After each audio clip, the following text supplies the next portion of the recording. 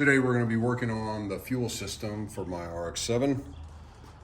The issue I had was I don't want to change primary injectors, mainly because I don't want to have to buy two new injectors, and I want to keep the stock 550cc primaries so the car idles well.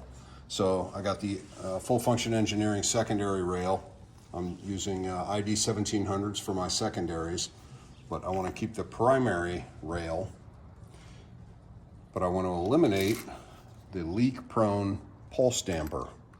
So if you're new to this ends up leaking somewhere and it'll pool fuel on your engine, and when the engine gets really hot you can have an engine fire. So I'm going to eliminate this part, but to do that I need to figure out a way to connect fuel line into the end of this.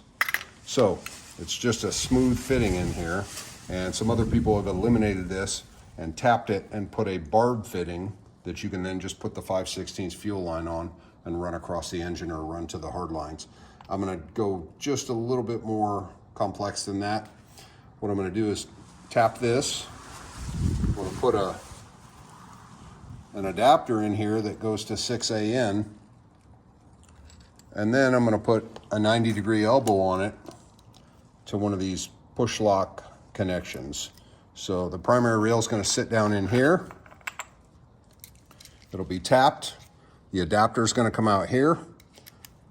This AN adapter will go on here. It'll essentially sit in this fashion. And then I'll have my feed fuel here. And then this will be the return fuel after the regulator. These will both be, I'm going to heat wrap them, run them underneath the intake manifold and over to the lower part of the car. So let's go over to the bench and get this tap party started. Tap that. That's right.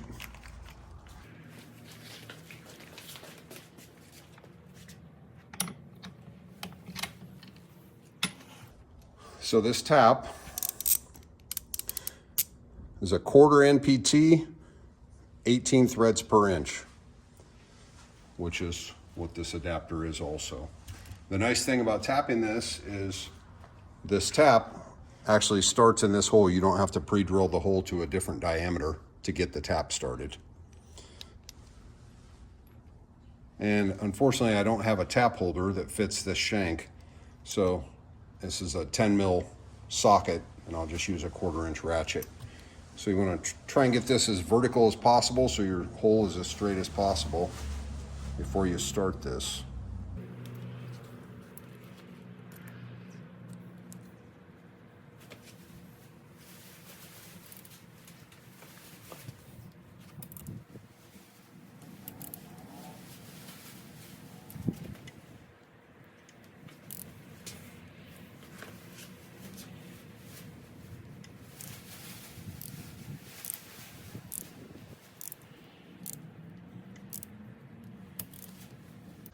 If you haven't ever tapped anything, this is aluminum.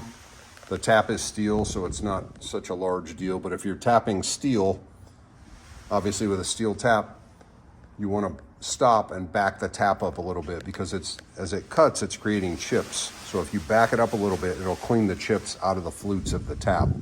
If this were, well, first of all, I wouldn't do this on the engine, but if you're ever tapping and you need to keep chips from going in, you can pack these channels or the flutes on the tap with grease and then put a strong magnet on here, and it'll help hold the chips in the grease. But because this is aluminum, you don't really need to lubricate it. You can just go slowly.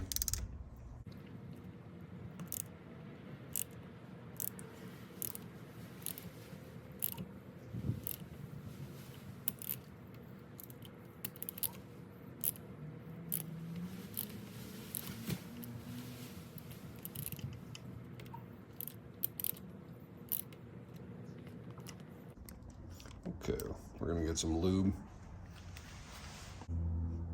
Okay, tap's bottomed out, so now we're gonna pull it out and take a look.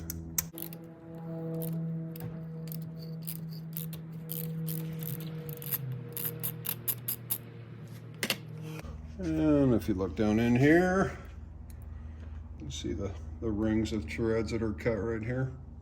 Mm-hmm.